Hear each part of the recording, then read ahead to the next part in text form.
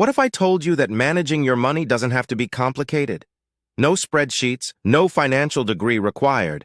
Just one simple rule that thousands of people use to pay their bills, enjoy life, and save for the future all at the same time. It's called the 50-30-20 rule, and by the end of this video, you'll know exactly how to use it starting today. Let's get into it.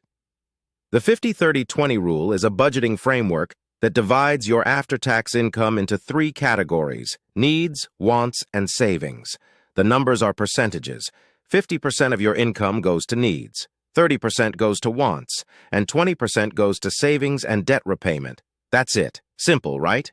This rule was popularized by U.S. Senator Elizabeth Warren and her daughter Amelia Warren Tyagi in their 2005 book, All Your Worth: The Ultimate Lifetime Money Plan. The idea was to give everyday people a straightforward way to balance their finances without feeling overwhelmed.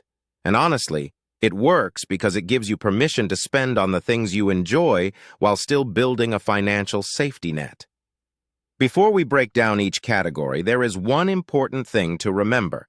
These percentages are based on your take-home pay, which is your income after taxes have been taken out. So if you earn $3,000 a month after taxes, that is the number you work with, not your gross salary. Keep that in mind as we walk through each section. Let's start with the biggest slice of the pie.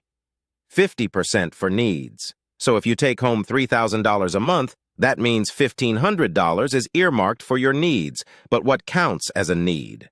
A need is anything that is essential for you to live and work. Think of it this way. If you stopped paying for it, there would be serious consequences. Housing is a need. Whether that is rent or a mortgage payment, you need a place to live. Utilities are a need. Electricity, water, heat, internet if you work from home. Groceries are a need. Basic food to keep you fed and healthy. Transportation is a need. Car payments, insurance, gas, or public transit costs so you can get to work. Minimum debt payments are also considered needs because skipping them damages your credit and triggers penalties.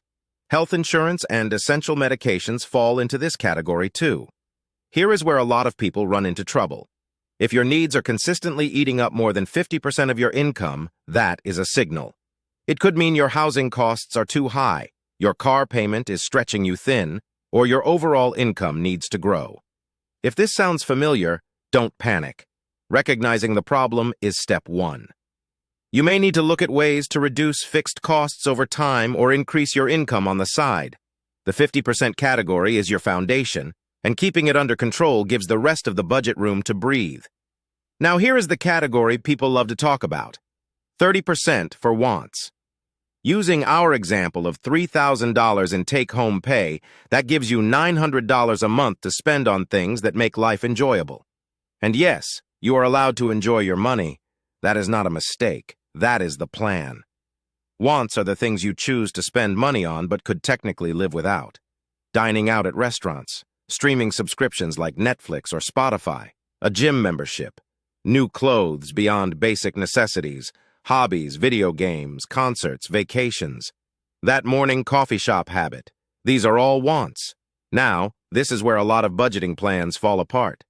People either feel so guilty spending on wants that they give up the whole budget, or again they spend so much on wants that nothing is left for savings. The 30% rule gives you a guilt-free zone. As long as you stay within that boundary, you are doing great.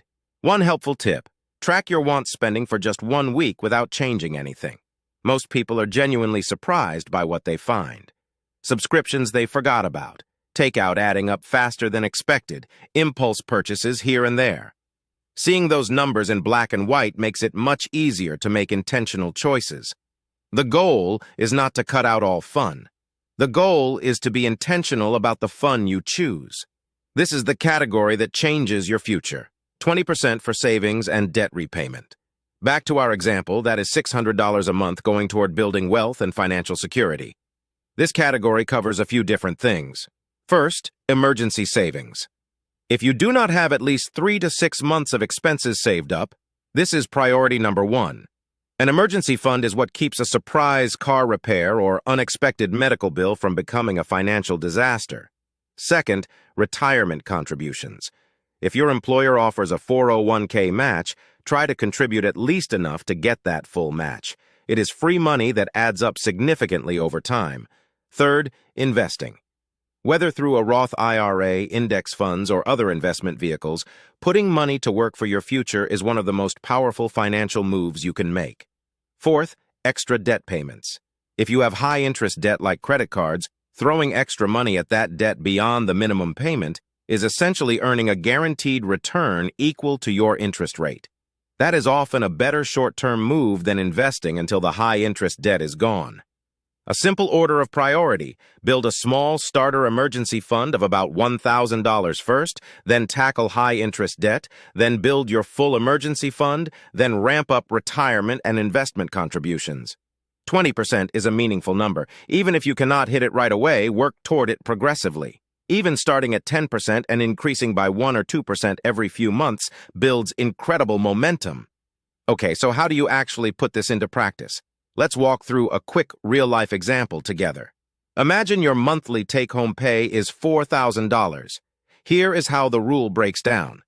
50% for needs equals $2,000. This covers your rent or mortgage, groceries, utilities, car payment, insurance, and minimum loan payments. 30% for wants equals $1,200. This is your dining out budget, entertainment, travel fund, subscriptions, and personal spending money. 20% for savings equals $800. This goes into your emergency fund, retirement account, investment account, or toward paying down extra debt. Now, here is a practical tip for making the system work. Use separate bank accounts or budget app categories to physically divide your money. When your paycheck hits, immediately transfer the savings portion into a separate savings account before you do anything else. This is called paying yourself first, and it is one of the most effective strategies in personal finance. Apps like YNAB, Mint, or even a simple spreadsheet can help you track which category your spending falls into. The first month will feel a little awkward. That is completely normal. Give yourself 3 months to get into the rhythm, and you will likely find it becomes second nature. You will start naturally asking yourself, is this a need or a want? Before making purchases, and that mindset shift alone is worth its weight in gold. Let me save you some frustration by sharing the most common mistakes people make when starting the 50-30-20 rule. Mistake number 1, confusing wants for needs. Cable TV, dining out, premium phone plans with all the extras. These are wants even if they feel essential. Be honest with yourself when categorizing. Mistake number 2, forgetting irregular expenses. Things like car registration, holiday gifts, annual subscriptions, and medical copays do not happen every month, but they do happen. Build them into your monthly budget by dividing the annual cost by 12 and setting that amount aside each month. Mistake number 3, giving up after one bad month. Life is unpredictable. Some months you will have unexpected expenses that blow your budget. That is okay. The goal is consistency over time, not perfection every single month. Mistake number 4, not adjusting the rule for your situation. The 50-30-20 rule is a guideline, not a law. If you live in a very high cost of living city, your needs might reasonably take up 60% for a period of time. If you are aggressively trying to pay off debt, you might shift to a 50-20-30 temporarily, putting more toward savings and less toward wants. Flexibility is a feature, not a bug. The point is to be intentional with your money, and this framework gives you a starting place to work from. Here is the honest truth. The 50-30-20 rule is a fantastic starting point, but it may not be perfect for every single person in every single situation. And that is completely fine. For low-income earners, 50% may not be enough to cover basic necessities in high-cost areas. In that case, the priority should be finding ways to increase income, whether through a raise, a side hustle, or reducing major fixed costs like housing. For high-income earners, the rule may actually feel too generous on the wants side and not aggressive enough on the savings side. If you earn significantly more than average, consider bumping savings to 30% or higher and keeping lifestyle inflation in check. For people with significant debt, especially high-interest credit card debt, it can make sense to temporarily reduce the wants category and redirect that money toward debt payoff. Getting out of high-interest debt faster saves you a lot of money in interest over time. For people nearing retirement, the savings percentage should likely be much higher, potentially 30 to 40% if possible. The bottom line? Use the 50-30-20 rule as a framework and then customize it to fit your unique life circumstances, goals, and values. Personal finance is personal. There is no one-size-fits-all answer, but having a clear structure to start from makes a world of difference compared to having no plan at all. Let's bring this all together with a simple action plan you can start today. Step 1. Calculate your actual take-home income. Check your most recent pay stub and use the net pay number, the amount after taxes and deductions. Step 2. Categorize your current spending. Go through your last 30 days of bank and credit card statements and sort every transaction into needs, wants, or savings. This might take 20 to 30 minutes, but it is incredibly eye-opening. Step 3. Compare your current percentages to the 50-30-20 targets. How close are you? Where are you overspending? This gives you your starting point. Step 4. Set up your system.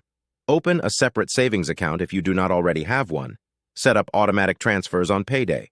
Organize your budget in an app or spreadsheet. Step 5. Give it 3 months. Track your spending consistently, make small adjustments, and check in with yourself monthly. The 50-30-20 rule is not about restriction. It is about clarity. When you know exactly where your money is going and why, you feel more in control, less stressed, and more confident about your financial future. That peace of mind is absolutely worth the 30 minutes it takes to set this up. You have got this. Now go take that first step. If this video helped you understand your money better, do me a quick favor and hit that subscribe button right now. We put out new personal finance tips every week designed to help beginners like you build real financial confidence without the confusing jargon. And while you are at it, drop a comment below and tell me, which category do you think you overspend in most, needs, wants, or savings? I read every comment and I would love to hear from you. See you in the next video.